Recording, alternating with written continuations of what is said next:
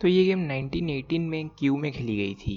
एक exhibition match है जहाँ पर अलेक्जेंडर अलेखाइन ने अपनी क्वीन को सेक्रीफाइस कर दिया और उसके बाद ओपोनेंट ने तुरंत ही रिजाइन कर दिया।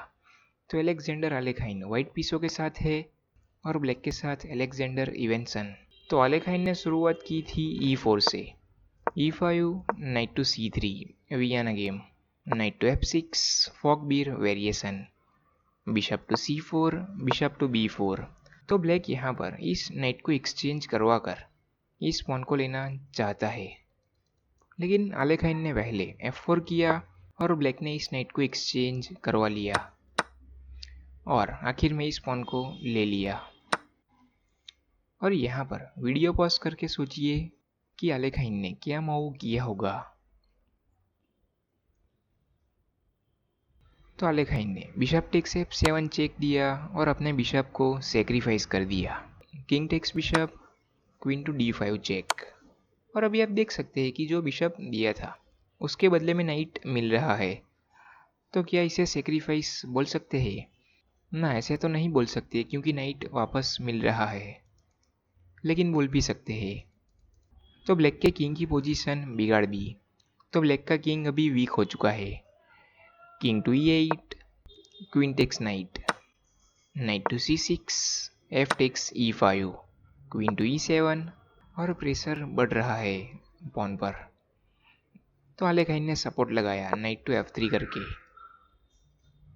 D6, बिशप टू G5 और क्वीन पर प्रेशर बनाया अलेखाइन ने और साथ में क्वीन साइड कैसल के लिए तैयारी की। क्वीन टू E6 और अलेखाइन ने कैसल किया queen side, D takes E5, knight takes E5।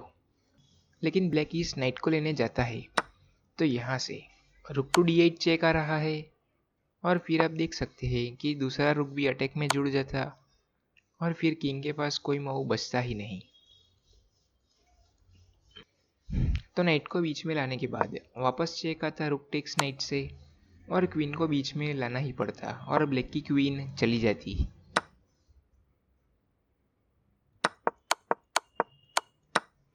या फिर आप ऐसा कहते हैं कि क्वीन से लेते नाइट को तो यहाँ से रुक से चेक दे सकते हैं, लेकिन नाइट नहीं ले पाता रुक को, क्योंकि नाइट से जो क्वीन पर सपोर्ट मिल रहा था वो हट जाता और क्वीन चली जाती।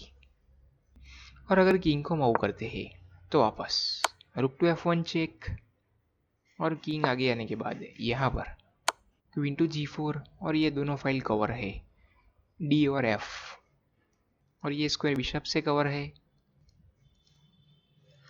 तो क्वीन को ही लाना पड़ेगा बीच में और क्वीन टेक्स क्वीन और चेकमेट। और वैसे ही यहाँ पर क्वीन टू C4 से भी कर सकते हैं ऐसे, और फिर भी चेकमेट ही है।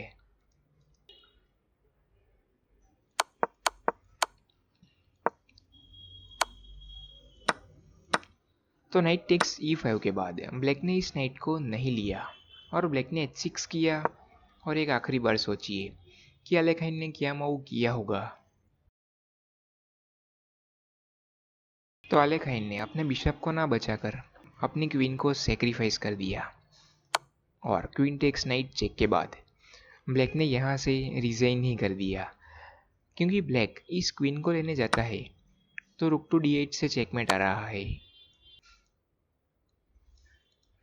तो अलेखाइन का मकसद यहाँ पर ये जो नाइट का कंट्रोल था D8 पर उसको हटाना था।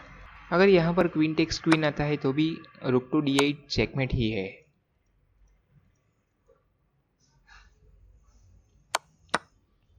और अगर क्वीन को लाते हैं बीच में तो क्वीन टू E6 चेक और क्वीन से क्वीन को लेते हैं तो भी रुक टू D8 चेकमेट है, क्योंकि सभी स्क्वायर्स कवर ही है। और अगर किंग को F8 पर लाते हैं तो नाइट टू G6 और चेकमेट। एक रास्ता है बिशप टू D7, लेकिन यहाँ से कंटिन्यू कर सकते हैं क्वीन टेक्स B7 से और रुक पर प्रेशर बना सकते हैं और रुक को बचाते हैं यहाँ पर। तो बिशप टेक्स रुक आ जाता और यहाँ पर आप देख सकते हैं कि किसी भी पीस को नहीं ले सकता। ब्लैक नाइट को लेता है तो यहाँ पर रुक टू E1 आ जाता और ब्लैक की क्वीन पिन हो जाती। तो ब्लैक को अपनी क्वीन गंवानी पड़ती और ब्लैक अपने किंग से इस बिशप को ले लेता है। तो यहाँ पर रुक टेक्स बिशप चेक और किंग को मूव करने के बाद चेकमेट ही है।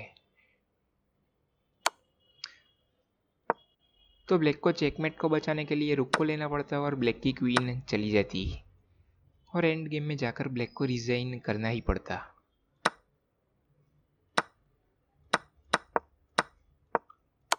तो क्वीन टेक्स नाइट चेक के बाद ब्लैक ने यहाँ से रिजाइन ही कर दिया। तो सब्सक्राइब करना बाकी हो तो सब्सक्राइब कर दीजिए और चैनल पर बने रहिए। आज के लिए बस इतना ही।